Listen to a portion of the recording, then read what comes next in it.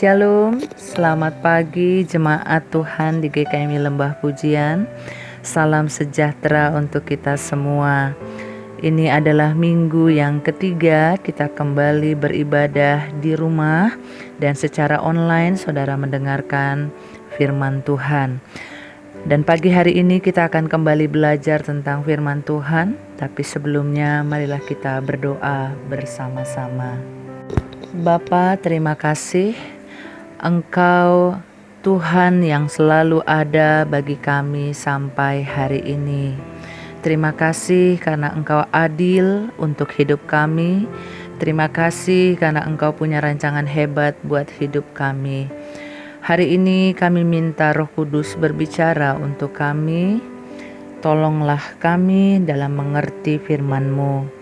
Kami butuh Engkau setiap hari agar kami dapat paham tentang kebenaran, dan biarlah kebenaran itu membawa kami untuk berani memutuskan hidup kudus, sehingga banyak orang saat melihat kami, mereka juga dibawa masuk dalam kerajaan-Mu. Bagimulah Tuhan segala kemuliaan, di dalam nama Tuhan Yesus Kristus. Amin. Saudara yang dikasihi Tuhan, dalam ibadah jarak jauh ini, ketahuilah bahwa Tuhan tidak jauh dari kita. Kita punya Tuhan yang selalu ada di dalam kita. Hari ini dengan memahami dan menyadari semua keadaan dunia, situasi saat ini, saya mengajak saudara untuk mari kita masuk dalam dunia bagi orang percaya. Dunia di mana kita bisa melihat lebih nyata dari dunia yang fisik ini. Tentu namanya dunia rohani. Karena itu izinkan kekuatan rohani yang memimpin kita. Sehingga dalam segala gelombang dunia yang menakutkan bagi banyak orang saat ini, saudara dan saya tidak perlu hanyut dalam ketakutan. Tapi kita bisa melihat ada satu pribadi yang kepadanya kita datang menyembah, kita percaya Dia, dan yang selalu memegang tangan kita. Satu virus yang bisa menakutkan seluruh dunia sekarang ini, mengalahkan teknologi, keuangan, semua digoncangkan sama virus yang cuma pakai air sabun, dia bisa bubar. Nah, kita nih mau masuk dalam kekacauan seperti ini. Kita ada di dunia yang sedang ketakutan, yang gak jelas sampai gak tahu kita mau bikin apa. Atau kita mau terus punya pengharapan atau tidak. Oleh sebab itu saya mau kasih statement buat saudara. Bisa gak kita tahu Tuhan mau buat apa dalam situasi seperti sekarang ini? Statement yang saya mau buat untuk kita adalah ini saatnya Tuhan memanggil kita untuk terlibat bersama-sama dengan Dia dalam perubahan yang Dia bawa. Pertanyaannya, maukah kita menjawab panggilan Tuhan buat hidup kita? Kalau saya bilang panggilan Tuhan, jangan dipersempit dengan jadi hamba Tuhan, khotbah di mimbar, jangan.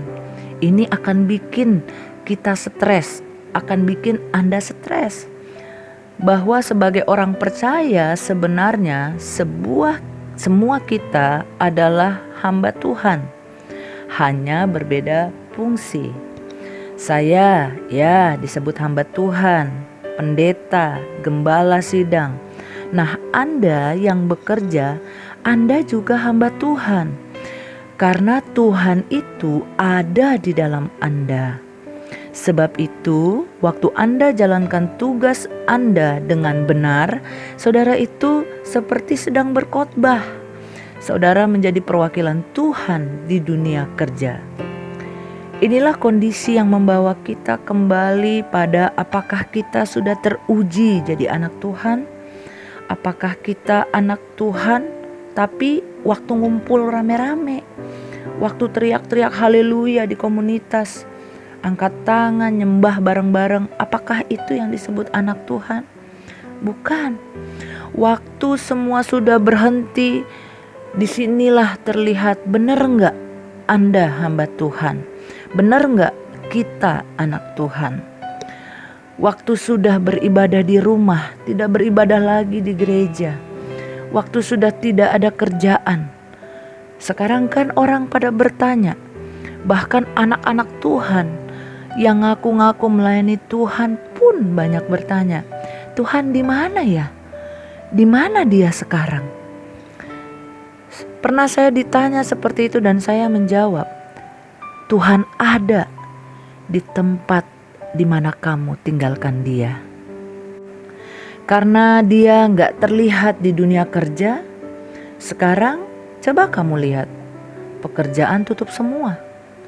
Karena dia gak terlibat dalam dunia usaha, dunia bisnis, semua dunia bisnis tertutup sekarang. Tuhan gak terlibat di dunia pendidikan, sekolah pun tutup sekarang. Sering dalam hidup kita merasa kita adalah sutradara hidup ini. Kita yang atur-atur semuanya. Tapi begitu virus ini datang, kita baru tahu bahwa kita terbatas. Jadi, Tuhan di mana? Tuhan ada di tempat di mana Anda tinggalkan dia. Dia gak pernah pergi jauh-jauh. Tidak pernah. Nah, panggilannya hari ini, ayo kembali. Mari kembali. Datang lagi. Panggil dia lagi. Sekarang semuanya serba sudah dirumahkan. Ibadah-ibadah yang sound systemnya bagus, pencahayaannya keren, brosur-brosur yang dicetak ribuan untuk disebarkan tentang sebuah ibadah pun sudah tidak bisa bersuara lagi. Semua berhenti, semua stop. Tapi kabar baiknya, Tuhan tetap ada. Coba ya kita bayangkan, seakan-akan virus ini sedang mengejek kita. Mana Mazmur 91? Hahaha. Mana nyanyian haleluyamu? Mana Allah berkuasa mana? Buktinya kamu di rumah. Seakan-akan virus itu mengejek kayak gitu. Nah, ayo kita kembali pada firman Tuhan. Yohanes 14 ayat 6 berkata, Akulah jalan dan kebenaran dan hidup. Tidak ada seorang pun yang datang kepada Bapa kalau tidak melalui aku. Pikirkan 3 statement ini. Jalan, kebenaran, dan hidup. Bukankah ini yang dicari semua manusia? Kita perlu jalan. Bagaimana caranya kita keluar dari COVID-19 ini? Bagaimana jalan keluar dari keterpurukan? Bagaimana jalannya? Kita perlu jalan. Gimana supaya saya dapat penghasilan lagi? Bagaimana keluarga saya bisa hidup? Kita perlu jalan. Kalaupun kita sudah menemukan jalan, kita masih bertanya lagi, apakah jalan ini benar? Apakah pilihan yang saya sudah buat ini benar? Bagaimana kalau nanti saya lebih bangkrut lagi? Saudara lihat bahwa semua yang kita cari hanya untuk menyambung hidup. Dan bayangkan 3 hal ini, jalan, kebenaran, dan hidup, sudah ada dalam pribadi yang namanya Yesus, yang kita panggil-panggil, yang kita sembah. Tapi hari ini pertanyaannya, kita bisa nggak hidup di dalam Dia, memanifestasikan seluruh janji yang ada di dalam Dia? Ayo kita kembali kepada Dia. Kalau Anda adalah seorang pengusaha, jadikanlah Dia bos. Libatkan Dia dalam seluruh hidup Anda. karena Dia jalan, kebenaran, dan hidup. Bayangkan, jalan, kebenaran, dan hidup. Mungkin Anda berkata, "Ya, kan banyak jalan menuju Roma, Bu." Ya, benar. Tapi jalan menuju kekekalan hanya lewat Dia, Yesus. Nah, kalau hidup yang kekal saja Dia bisa jamin, apalagi yang cuma sementara. Apalagi cuma untuk nasi, apalagi cuma untuk minum, apalagi cuma untuk sekolah anak. Tapi sekali lagi, kita seringkali meremehkan Dia. Kita seringkali tinggalkan Dia.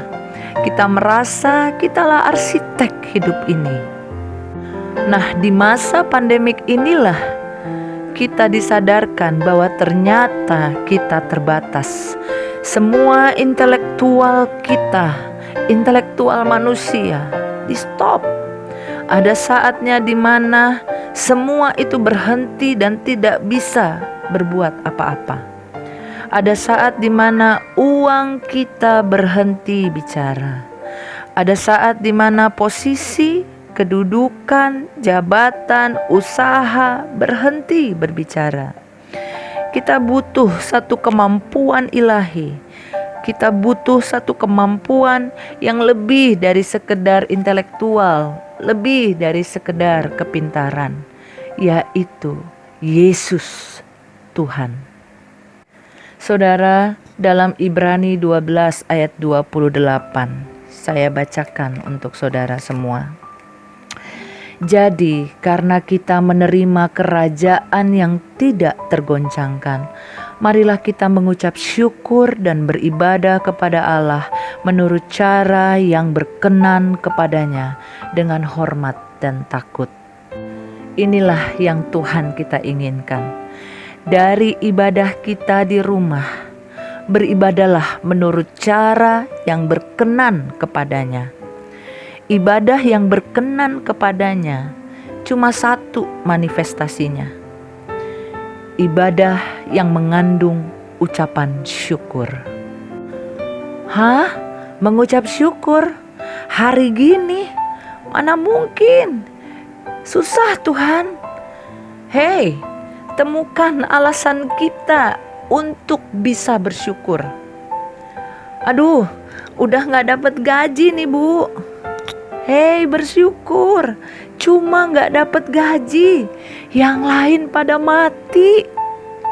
Aduh, Bu Gembala, udah gak bisa kemana-mana ini. Hei, bersyukur. Yang lain pada sakit di rumah sakit. Aduh, Bu Gembala, udah lama nih sejak corona saya gak bisa punya baju baru karena tidak ada uang yang bisa untuk membeli baju yang baru. Hei, bersyukur. Ada orang-orang yang harus pakai baju APD dan tidak bisa memperlihatkan baju mereka. Ayo kita temukan alasan-alasan untuk kita bisa bersyukur. Untuk kita bisa beribadah dengan ucapan syukur. Karena ternyata itulah yang Tuhan perkenan dalam ibadah kita hari-hari ini di rumah. Saudara yang dikasihi Tuhan, ingatlah, Dialah jalan, kebenaran, dan hidup. Dalam percayamu kepadanya, ingatlah itu. Dan kalau Anda percaya itu, dalam ibadahmu hari-hari ini, carilah alasan untuk Anda dapat mengucap syukur. Itulah ibadah yang Tuhan inginkan. Jangan tinggalkan Tuhan. Jangan pernah tinggalkan Dia. Tuhan Yesus memberkati saudara. Tuhan Yesus memberkati kita semua. Shalom, shalom, shalom.